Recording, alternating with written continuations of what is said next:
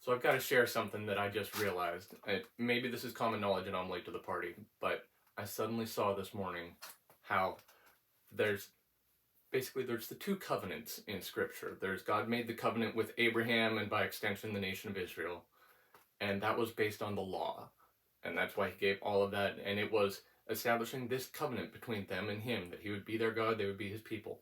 Then Jesus said at the Last Supper that He was establishing a new covenant through His blood.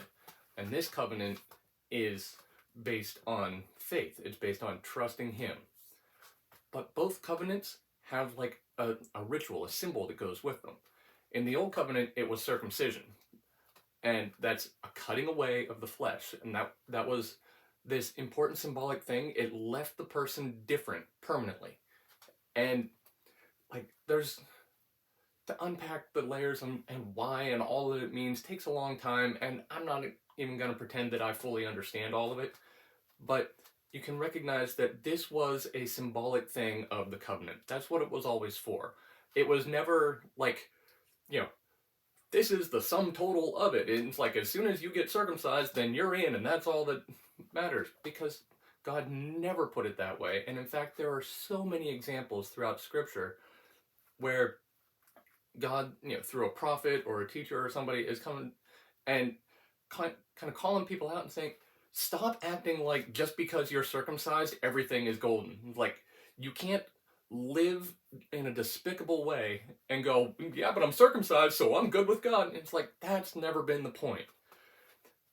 In the new covenant, the symbol, the thing became baptism, which, frankly is pretty nice, because instead of having to have minor surgery, you get washed. And that's a nice thing. But it's the same kind of a symbolic deal. Both of them, like, baptism doesn't save a person any more than circumcision made them right with God. They're both meant to be kind of a symbolic outward representation of an inward reality. They're just showing like what is true on the inside that can't actually be seen. And the best analogy, like people use it all the time, is a wedding ring. That, like, I wear a ring as an outward symbol that I'm married. And if a single person puts on a ring, that doesn't make them married. And if a married person takes off the ring, that doesn't make them single. The ring is just a symbol of something that is already true regardless of that symbol.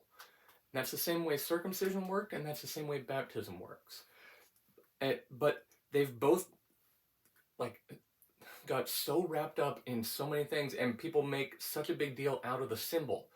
And for one, you've got to understand that baptism, that comes from a Greek word. It was baptizo. We just kind of transliterated it to make it baptism.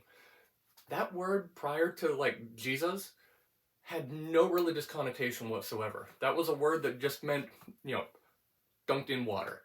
That it was used in a couple ways. One that was probably the most common would be when a ship sank in the sea. Like, it went under, and it was said that ship was baptized. It went under. Now, the problem with that form of baptism is it never comes back up. And if we baptize people that way, that's called drowning. So we don't do that. The other version is found in some old recipes that predate Jesus by like over 100 years. And it was like one of the best examples that archaeologists have found was a thing of talking about how to make pickles. And you take the cucumber and you baptize it in vinegar. And I love that one because you put it in one way and it comes out as a different thing. And that's really the symbolism that baptism is supposed to be showing. And it's going into the water. Like Romans talks about this a lot, and it says like going into the water is being buried with Christ, and then coming out is being raised to a new life. So it's really this idea that one person goes in and another person comes out. That's what it was supposed to be with circumcision, but you can look through the New Testament, especially Romans and Galatians are real big on this, that Paul is trying to combat this idea that so many people are like, oh, well, circumcision is so important, and like, as long as I'm circumcised, I'm good. And he's like, no, that's not it at all. Circumcision doesn't do you any good if it's nothing but this physical thing.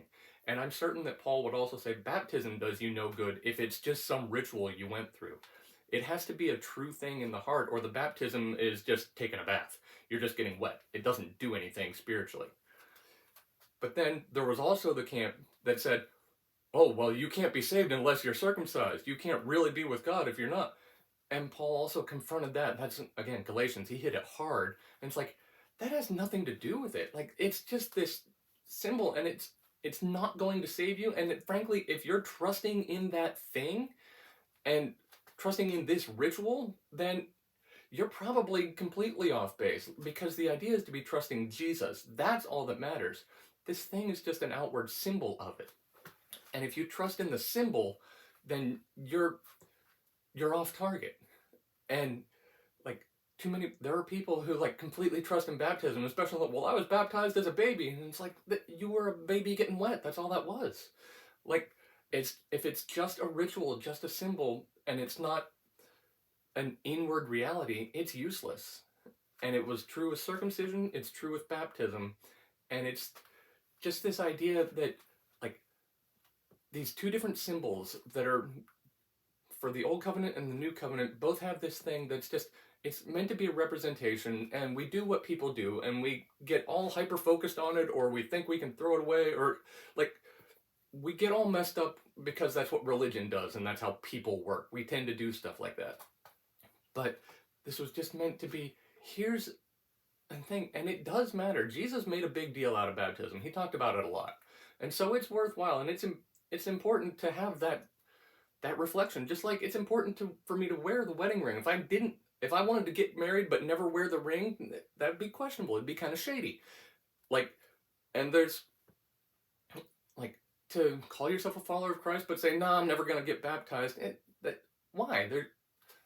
It's a thing Jesus said to do, and if you're following Jesus, you should do the things he said to do.